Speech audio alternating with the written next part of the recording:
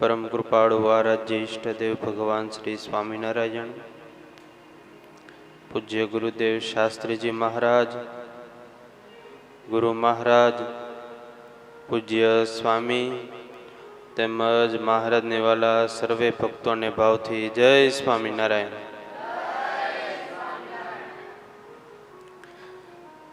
આજે આપણે કથાનો 5મો દિવસ અને ભગવાનના નામ સ્મરણનો મહિમા એના વિશે આપણે આજે શ્રવણ કરશું। ધંધુકા ગામની અંદર એક બ્રાહ્મણ પરિવાર રહે અને એમના ઘરે દીકરાનો જન્મ થયો। દીકરાનું નામ બાલકૃષ્ણ પાડવામાં આવ્યું અને દીકરો 2 વર્ષનો થયો અને એના પિતા એ જીવલેણ માંદગીમાં બીમાર પડ્યા। હવે જે પણ કઈ ઘરમાં સંપત્તિ હશે, રોકડ હશે, ઘરેણા હશે, આ બધું એ આ બીમારીમાં બધું વાપરવા લાગ્યા। ઘરેણા હતા એ બધા વેચાઈ ગયા અને સાવ દરિદ્રતા આવી ગઈ।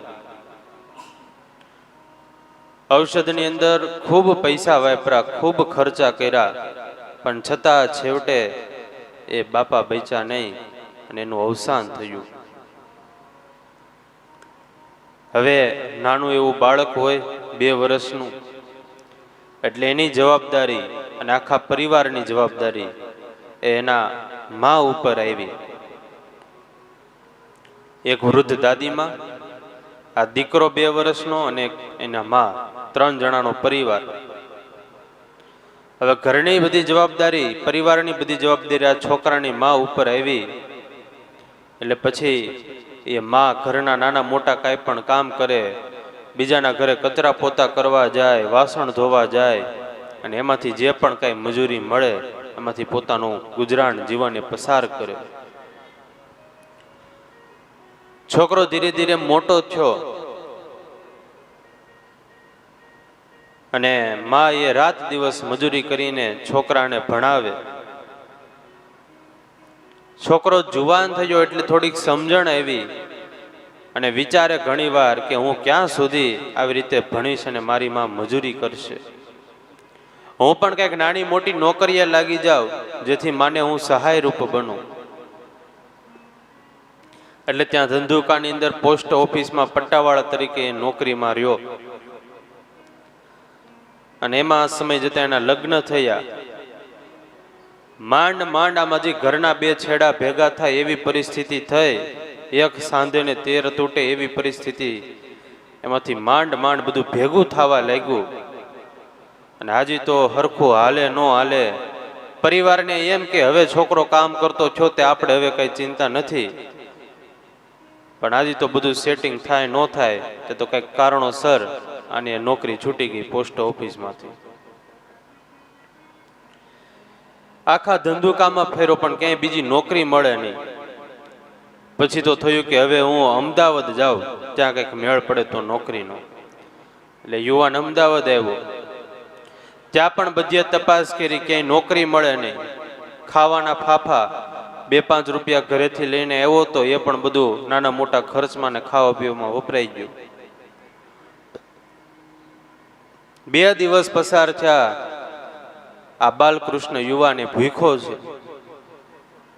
પૈસા છે નહીં ખિસ્સામાં, અને પછી તો માણસને કેટલી શ્રદ્ધા રહી। વિચાર કરે, ઘરે વૃદ્ધ બા છે, મા છે ને પત્ની છે, બધાનું જીવન ગુજરાન તો ચલાવવું પડશે। અને વિચારતો તો એમાં એક મજૂર પોટલું લઈને નીકળો ત્યાંથી પસાર છો, એટલે આને વિચારનો ઝબકારો છો કે જો આ પોટલું ઉપાડી શકતો હોય તો હું પોટલું ઉપાડી શકું, હું માથે પોટલા ઉપાડું, હું પણ કંઈક આવી રીતે નાનું મોટી મજૂરીનું કામ કરું ને માથે પોટલા ઉપાડું। હવે એમાં ત્યાં રેલવે સ્ટેશન હશે અમદાવાદની અંદર, એટલે ત્યાં આવ્યો। હવે 2 દિવસથી ભૂખો, ભૂખ લકડી શરીર અને એમાંય ભૂખો તરસો એટલે શરીરથી કંઈ કામ થાય નહીં। જેવી આમ ટ્રેન આવી એટલે આ તો દોડતો દોડતો ગયો માથે પોટલા ઉપાડવા, સામાન ઉપાડવા માટે. અને કોકની પાસે જઈને જ્યાં આમ થેલો લેવા ગયો, બેગ લેવા ગયો, તો ઓલા સામેવાળા વ્યક્તિએ ધક્કો માર્યો. અરે તારું શરીર તો જો, હું તને આ મારા બધો સામાન આપું, થેલા આપું, બેગ આપું, અને તું ક્યાંક પછાડ નીચે નાખ તો મારી બધું વસ્તુ ભાંગી જાય, નુકસાન જાય મારે, માટે તું રેવા દે. બીજા પાસે જાય તો એ એવું કરે, ત્રીજા પાસે જાય તો એ એવું કરે. શરીર જોઈને બધા ના પાડે, કોઈ એને મજૂરી આપે નહીં, રાખે નહીં મજૂરી. એમાં કોઈ એક ભાઈ હશે, નાની એવી બેગ હશે, એ બેગ આને ઉપાડી દીધી, ઘોડાગાડી સુધી લાવ્યો અને મજૂરીના 4 આના આપ્યા. અને એમ થયું કાંઈ વાંધો નહીં, 4 આના તો 4 આના મેળા. પેલા હું કાંઈક જમું એટલે આ શરીર થોડુંક સારું રહે તો કાંઈક નોકરી ધંધો થશે. એટલે રેલવે સ્ટેશનની સામે ફરસાણની દુકાન છે, ત્યાં જો ને 1 આના એટલે કે 6 રૂપિયા એને ગાંઠિયા લીધા. 125 ગ્રામ જેટલા ગાંઠિયા આવ્યા છે.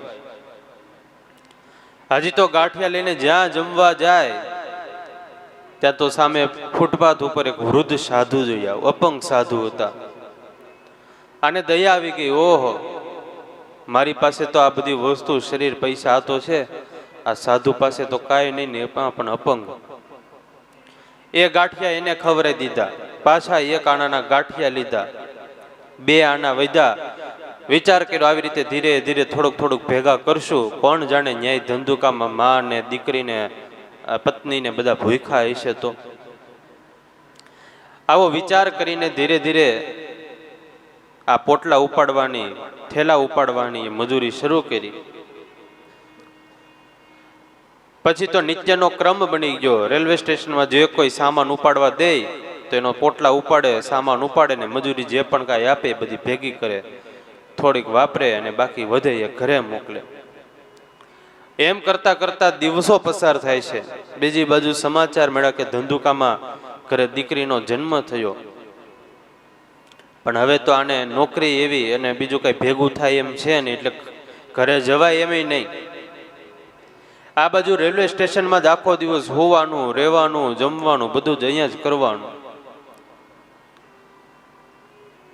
અને મનમાં વિચારે કે હું ભેણો તો ઘણું છું, પણ કંઈક મારું નસીબ સાથ નહીં આપતું હોય કે મને સારી નોકરી મળતી નથી, અહીંયા મારે રેલવે સ્ટેશનમાં નોકરી કરવી પડે છે.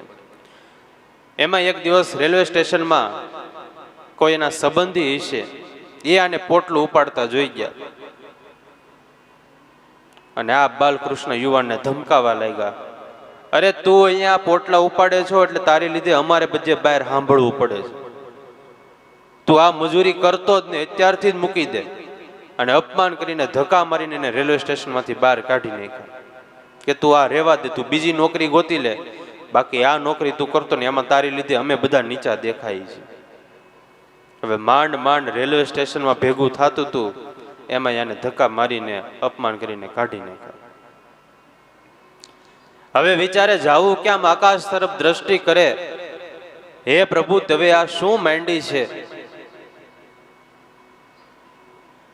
હાલો હશે જે હોય એમ કરતા કરતા પાછી નોકરીની શોધખોળ કરે. અને એમાં એક વેધરાજની ત્યાં ઓસડિયા ખાંડવા કોઈ વાળો નહીં હોય, ઓસડિયા ખાંડવા વાળો, એટલે ખબર પડીને ત્યાં નોકરીએ લાગ્યા. મહિનાના 20 રૂપિયા પગાર. આખો મહિનો દિલ દઈને કામ કર્યું અને પછી મહિનો પૂરો થયો એટલે કીધું કે લાવો મને પગાર આપો મારો, ઘરે મારી દીકરી, મારી પત્ની, મા, બા આ બધા છે, એના માટે મારે પૈસા મોકલવા પડશે. એટલે ઓલા ઔષધ વાળાએ કીધું કે પૈસા હે ના આપું, અત્યારે તો મારી પાસે એવા નથી, થશે ત્યારે આપી દે. અને એને કામ કઢાવી લીધું ને તિરસ્કાર કરીને કાઢી મૂક્યો ત્યાંથી. હવે આખો મહિનો દિલ દઈને કામ કર્યું હોય, અપેક્ષા આશા રાખી હોય કે મહિનો પૂરો થશે પછી પૈસા આવશે અને એમાંથી હું ઘરે બધાને મોકલીશ, ચાલશે બધાનું ઘર. પણ ન્યાય અપમાન કર્યું અને કામ કઢવીને એને કાઢી મૂક્યો. પાછી નોકરીની શોધખોળ શરૂ કરી. એમાં એક પ્રેસ વાળા હશે ત્યાં નોકરી લાગી અને મહિને 28 રૂપિયા પગાર નક્કી છો. હવે માંડ માંડ હજી શરૂ છું. હવે એ સમયમાં અંગ્રેજ સરકાર એટલે ઓલા પ્રેસના માલિકે કંઈક અંગ્રેજ વિરુદ્ધ છાપ્યું અને આને પ્રેસને કરી દીધો બંધ. પ્રેસને લાગ્યું તાળું અને આ પાછો આવી ગયો રોડ ઉપર.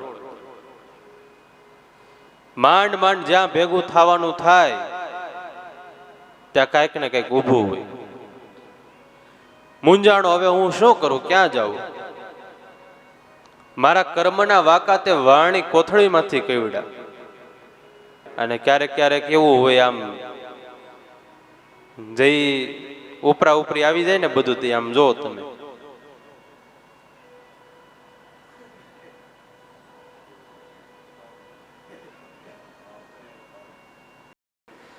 લોકશક્તિ પ્રેસ બંધ પડ્યો ને આ રોડ ઉપર આવી ગયો.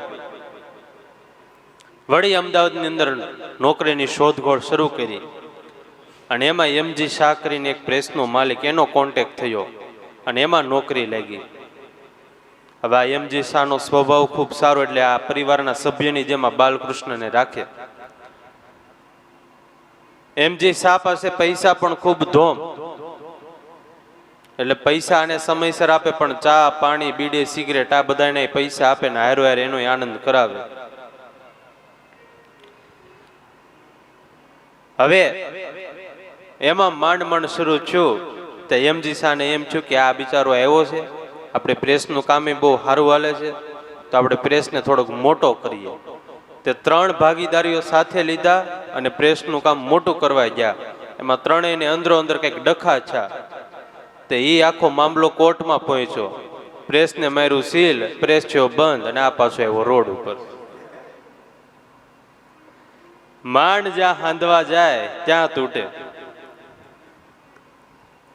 પણ આ એમજી શાહનો સ્વભાવ બહુ સારો એટલે અવારનવાર આ બાલકૃષ્ણ પાસે આવે, મળે, ચા પાણી પીવે, બીડીયું ફૂકે અને સમય પસાર કરે, નાની મોટી વાતો કરે.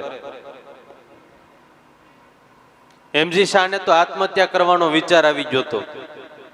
એટલે આ બાલકૃષ્ણ જુવાન કે શેઠ આમ મરાય નહીં, આપણે કંઈક ભેગા મળીને કરશું, આમ કઈ થોડું મરાતા હશે. અને શેઠ તમે એટલામાં ભાંગી ગયા, હજી મારી કહાણી તો કીધી ને તમે સાંભળીને મરી જાઓ. એટલે આવી રીતે અવારનવાર મળે, વાતો કરે અને આ પાછો રેલવે સ્ટેશનમાં લાગ્યો. ત્યાં બેગ થેલા ઉપાડે અને જે પણ કઈ નાની મોટી મજૂરી આવે એમાંથી જીવન ચલાવે. પાછા ત્યાંથી ફ્રી પડે એટલે હોટલમાં બાલકૃષ્ણ અને એમજી શાહ બંને ભેગા થાય, ચા પાણી પીવે, બીડીયું ફૂકે, નાની મોટી બધી વાતો કરે.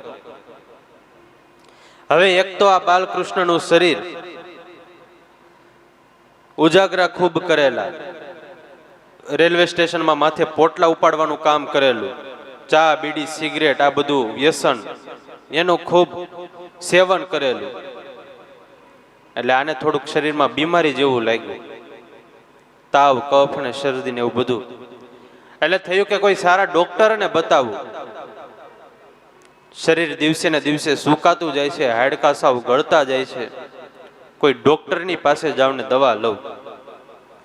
હવે આ બાલકૃષ્ણ જુવાન આવ્યો ડોક્ટર પાસે. એટલે ડોક્ટર કહે સુઈ જાઓ.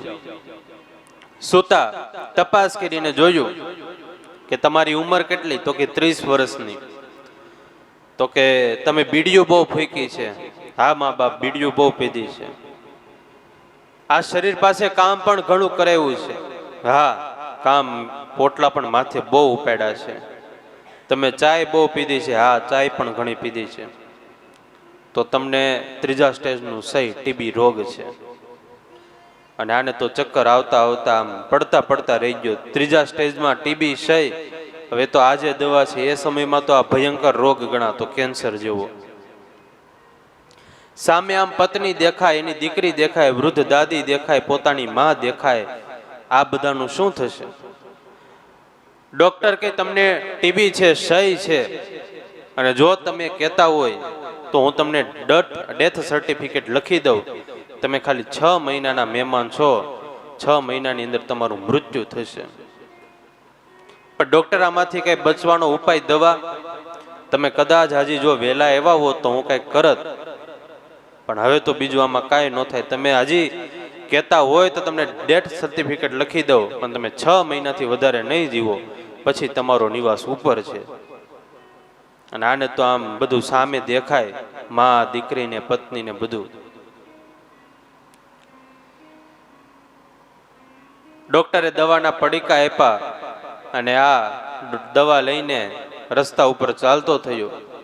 આંખમાંથી બોર જેવડા આંસુડા પડે છે, હાથમાં દવાના પડીકા છે, અનહદ દુઃખ છે, પીડા છે, અને મોત આમ સામે દેખાઈ રહ્યું છે. હવે આગળ શું કરવું કાંઈ સમજાતું નથી. જો ઘરે જાવ ને પરિવારને જાણ કરું તો એ બધાને પણ આઘાત લાગે. અને એમાં ચાલતા ચાલતા વચ્ચે કામનાથ મહાદેવનું મંદિર આવ્યું. સહેજે ભગવાનની આગળ હાથ જોડાઈ ગયા અને જ્યાં જોયું ત્યાં તો ઈશ્વરલાલ શાસ્ત્રી કથા કરે છે, વિદ્વાન પ્રભુ ભક્ત. આ શાસ્ત્રી ભાગવતની કથા કરે છે અને આ જુવાન હાથ જોડીને ઊભો રહી ગયો. અને એ જ વખતે કથામાં એવું ઈશ્વરલાલ શાસ્ત્રી બોલ્યા, રામ નામ કી ઔષધિ ખરી નિત સે ખાય, અંગ પીડા આવે નહીં મહારોગ મિટ જાય, નામ સમો વળકો નહીં જપ તપ તીર્થ જોગ, તારે નામે પાતક છૂટીએ નામે નાસે રોગ.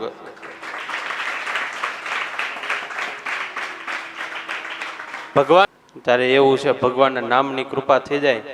દૂર ક્યાં જવાની વાત, થોડાક દિવસ પહેલાની જ વાત કરું, નામ ઠામ કઈ નહીં આપું. આપણે એક વિદ્યાર્થી છે ને પ્રશ્ન આવ્યો હતો અને પછી સેજે વાત કરી કે 1 લાખ મંત્ર જાપ શરૂ કરે, ભગવાન બધું સારું કરશે. અને હજી તો 11 લાખ પૂરાય નહોતા થયા, 1 લાખ નહીં હો, 11,000 પૂરા નહોતા થયા. ત્યાં તો એને ધીરે ધીરે પ્રશ્નનું સમાધાન મળવા લાગ્યું. ત્યારે મહામંત્રની તાકાત છે. ભગવાનનું નામ છે પરમ ઔષધિ છે. ભગવાનના નામનો જપ કરે તો ભવ રોગ મટી જાય અને શરીરના રોગ તો દરિયા પાર થઈ જાય. માટે હે ભાઈઓ, હે બહેનો, હે સજ્જનો, હે સન્નારીઓ, ભગવાનના નામનું સ્મરણ કરજો. એ જ દુઃખમાં એક સહારો છે. અને આવી રીતે ઈશ્વરલાલ શાસ્ત્રી કથા કરે અને આ જુવાન ઊભા ઊભા બધું સાંભળે. રામ નામ કી ઔષધિ ખરી નિત સે ખાય. વિશ્વાસ રાખો, ભગવાનનું નામ જપ કરો. પણ માણસને જેટલો 5 રૂપિયાના તાળા ઉપર વિશ્વાસ છે, એટલો ભગવાનના નામમાં વિશ્વાસ નથી. 5 રૂપિયાનું તાળું માર્યું હોય તો એમ થાય તાળું માર્યું છે ને ચિંતા નથી, એટલો વિશ્વાસ કોઈને ભગવાનના નામમાં નથી. मेरे घनश्याम का नाम कोई घड़ी डिटर्जेंट पाउडर नहीं है, पहले इस्तेमाल करो फिर विश्वास करो, पर वो लाइफ की वो पॉलिसी है जो जिंदगी के साथ भी और जिंदगी के बाद भी. ઈશ્વરલાલ શાસ્ત્રી કથા કરે છે અને આને વેણ લાગી ગયું કે તાળા જેટલો વિશ્વાસ મને નથી અને મારે અત્યારે તો બીજું છે શું. ભાવ રખતો મારે મટાડવો નથી, પણ બસ ખાલી આ શરીરનો રોગ મટી જાય તોય ઘણું મારા માટે. અને હું શા માટે રામ નામ ન લઉં. મનોમન ઈશ્વરલાલ શાસ્ત્રીને ગુરુ કર્યા. આજથી આપણે ભગવાન કૃષ્ણનો હે કૃષ્ણ હે કૃષ્ણ એ આપણે જપ કરીશું અને જોઈએ અને કરી જોઈએ શું પરિણામ આવે. શાસ્ત્રીએ કીધું છે, મનોમન ગુરુ ધાર્યા, શિવ જેવું મંદિર છે, ભાગવત જેવી કથા છે, અને મારા જેવો રોગ બીજાને છે એ કોને. કરી લઉં હવે ભજન. હરે કૃષ્ણ હરે કૃષ્ણ હરે કૃષ્ણ જપ શરૂ કર્યા. આખા દિવસમાં જ્યારે સમય મળે, મોકો મળે ને બેસી જાય જપ કરવા. અને આ તો ભાઈ ભગવાનનું જપ, ભગવાનનું નામ.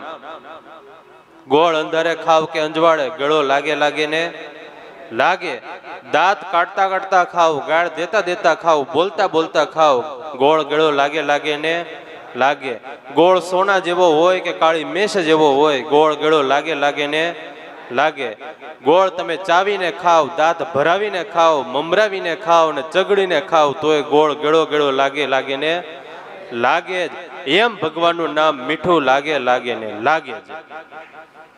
અને આ યુવાનને તો હવે જપ શરૂ કર્યા અને અંદરથી આમ આનંદ આવવા લાગ્યો. હરે કૃષ્ણ હરે કૃષ્ણ હરે કૃષ્ણ જપ કરે અને જપ કરતા કરતા તો થોડા જ દિવસમાં શાંતિ થવા લાગી. મારું ભજનમાં સુખ તો છે હો, ઈશ્વરલાલ શાસ્ત્રી કહેતા હતા, વાત તો સાચી છે અને મન ભજનમાં વેળું. થાય એટલી મજૂરી કરે, થાય એટલી દવા કરે, અને જ્યારે સમય પડે મળે નવરો પડે એટલે ભગવાનનું નામ સ્મરણ શરૂ કરી દે. એમાં એક દિવસ કથામાં આવ્યા અને ત્યાં પાછું સાંભળ્યું, હું કરું એ જ અજ્ઞાનતા, શકટનો ભાર જેમ સ્વાન તાણે, સૃષ્ટિ મંડાણ છે સર્વ એની પેરે, જોગી જોગેશ્વરા કોઈક જાણે. હું આ કરું, હું તે કરું એ અજ્ઞાનતા છે. હવે બળદગાડાની નીચે કૂતરું હોય તો એ કૂતરાને એમ કે આખું બળદગાડું કોણ ખેહે? હું ખેહું. પણ એ કૂતરાની ભૂલ છે, અજ્ઞાનતા છે. હકીકતમાં તો એ બળદ ઉપાડે છે. એમ શાસ્ત્રીજી કહે, આખો સંસાર જીવ પ્રાણી માત્ર નહીં, પણ નાના નાના કીટ પણ, હાથીને ભારો, દેડકાને ગારો આપે દ્વારિકા વાળો. બહુ આ બધું જ છે, એ બધું ભગવાન કરે છે. પણ જીવ એમ માનીને બેઠો છે કે આ બધું હું કરું છું. આખી સૃષ્ટિ ભગવાન ચલાવે છે. આ ચારે બાજુ ઝાડ પાનને લીલાછમ એ ભગવાન રાખે છે. તો જે ભગવાને આ મનુષ્ય દેહ દીધો તો એને લીલોછમ નહીં રાખે? અને આવી રીતે શાસ્ત્રથી કથા કરે અને આ યુવાન ઊભા સાંભળે. અને આને મનમાં થયું કે વાત તો સાચી છે, હું નોકરી કરું છું, આ મારું ઘર હું ચલાવું છું, હકીકતમાં આ બધું હું જ કરું છું એવું વિચારું છું. શાસ્ત્રીજી કહે કે જો તમે ભગવાનના વેણમાં વિશ્વાસ રાખો, નરસિંહ મહેતાના શબ્દોમાં વિશ્વાસ રાખો તો તમારું કામ થઈ જાય. હું કરું એ બધું તમે છોડી દો અને તમારું ચિંતાનું પોટલું એ લઈને ભગવાનને સમર્પિત કરી દો અને તમે આવા ચોમાસામાં ગોદડા ઓઢીને સૂઈ જાઓ. શાસ્ત્રીજી વાત કરે અને આને અંદરથી એમ થાય કે મારે હકીકતમાં આ કરવા જેવું છે. આખો દિવસ આ દુનિયાનો ભાર, મારા વ્યવહારનો ભાર, મારા પરિવારનો ભાર એ બધો હું લઈને ફરું છું, એની ચિંતા હું કરું છું.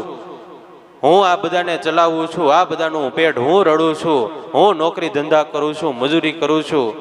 પણ હકીકતમાં તો આ બધું પ્રભુ કરાવે છે, ભગવાન કરાવે છે. અને જ્યાં આવા શબ્દો શાસ્ત્રીના પેડા, નક્કી કરી લીધું કે હવે બધી ચિંતા ભગવાનને અર્પણ કરું. સાળંગપુર આવ્યા અને ત્યાં રણછોડરાયના મંદિરમાં ગયા. ભગવાનના ખોળામાં ઢગલો થઈને પડી જાય, હે દ્વારિકાનાથ, હે રણછોડરાય, પ્રભુ આજે હું તારા શરણે આવ્યો છું. તું મારો બાપ છે ને હું તારો દીકરો છું. આજથી મારી બધી જ ચિંતા, મારી ચિંતાનું આખું પોટલું એ હું હવે તને આપું છું, તું સંભાળજે. ને આમ કહીને ભગવાનને પ્રાર્થના કરીને આવી ગયા. થાય એટલું ભજન કરે, થાય એટલી મજૂરી કરે, પણ જ્યારે સમય મળે ત્યારે મંદિરે જઈ આવે, દર્શન કરી આવે. જોજે હો ભગવાન, હું તને આજે ભૂલ્યો નથી. મારી ચિંતા હવે તારે કરવાની છે, હું કાંઈ હવે નહીં કરું. હવે એકદમ આમ ફ્રી થઈ ગયા, બધું ભગવાનને અર્પણ કરી દીધું, ભગવાનને બધી ચિંતા સોંપી દીધી. અને એમ કરતા કરતા સમય પસાર થયો અને એમાં આને એકાદા પ્રેસ વાળા હશે, નામદાર કંપની હશે, એમાં આને નોકરી મળી. સામેથી માલિક ગોતતા આવ્યા કે અમારી કંપનીમાં જગ્યા છે, તમારે આવવું હોય તો આવો. સારામાં સારો પગાર કરી દીધો, નોકરીમાં આને રાખી લીધા. અને ધીરે ધીરે આનું શરીર પણ સારું થવા લાગ્યું. આખો દિવસ કંપનીમાં નોકરી ધંધામાં જાય, જ્યારે પણ ફ્રી થાય, સાંજ પડે ઘરે આવે એટલે તરત જ મંદિરે દર્શન કરી આવે, ભગવાનને પ્રાર્થના કરી આવે, ભગવાનને કહી આવે, જોજે ઓ ભગવાન, આ મારું પોટલું તને હોઈપું છે. 10-15 દિવસ પસાર થયા તો શરીર આમ હૃષ્ટપુષ્ટ થવા લાગ્યું, તાજગી શરીરમાં આવવા લાગી. અને તપાસ કરાવી ત્યાં તો ક્ષય ટીબીનો રોગ તો ક્યાંય જતો રહ્યો. સારામાં સારી નોકરી લાગી ગઈ, પણ ભગવાનને ભૂલ્યા નહીં. પછી તો ધીરે ધીરે મંદિરે આવવાનું શરૂ થયું. કંપનીના માલિકે એવું કહી દીધું, તમારે આવવું હોય તો આવો, નહીતર કાંઈ નહીં, પણ તમારે મહિનો થાય એટલે પગાર લઈ જવાનો. બોલો. પછી તો આ વિશેષ ને વિશેષ મંદિરે સમય પસાર કરે, ભજન મંડળી થતી હોય તો ત્યાં રાત્રે જાય, ભજન ગાય, રાગ સારો એટલે બધા ભજન ગાવાનું, અને વારે વારે કે બાલકૃષ્ણ તું ભજન ગવરાય, અને આ બાલકૃષ્ણ કીર્તનો ગાય, બધાને ગવડાવે, ઝીલાવે, અને એમ કરતા કરતા પોતાની અંદર છુપાવેલો ભાવ એ કવિતા રૂપે બહાર વહેવા લાગ્યો. પછી તો સમય જતા પોતે જ કીર્તન બનાવે, પોતે જ બનાવેલા કીર્તનો ગાય, ગવડાવે, અને થોડી વાર માટે એની ઉપર વ્યાખ્યા, ઉપદેશો આપે. લોકોને ખૂબ ગમે, ખૂબ એમાં રસ પડે, અને કીર્તન એ જ્યારે ગાતા હોય ત્યારે આખું વાતાવરણ ભક્તિમય બની જાય. બધા ઊભા થઈને કડતાલ હાથમાં લઈને કીર્તન ગાવા લાગે, એવું આખું વાતાવરણ ઊભું થઈ જાય. અને એમ કરતા કરતા એ બાલકૃષ્ણ આખા ગુજરાતમાં પંકાઈ ગયો. અને એ બીજું કોઈ નહીં પણ આખા ગુજરાતમાં ઠેર દેશ વિદેશમાં બધે આપણે જ્યાં ભજન ગાય છે, ભૂલો ભલે બીજું બધું મા બાપને ભૂલશો નથી નહીં, એ ભજનના રચ્યા એટલે પુનિત મહારાજ થઈ ગયા. ત્યારે રામ નામ કી ઔષધિ ખરી નિત સે ખાય, અંગ પીડા આવે નહીં, મહારોગ મિટ જાય.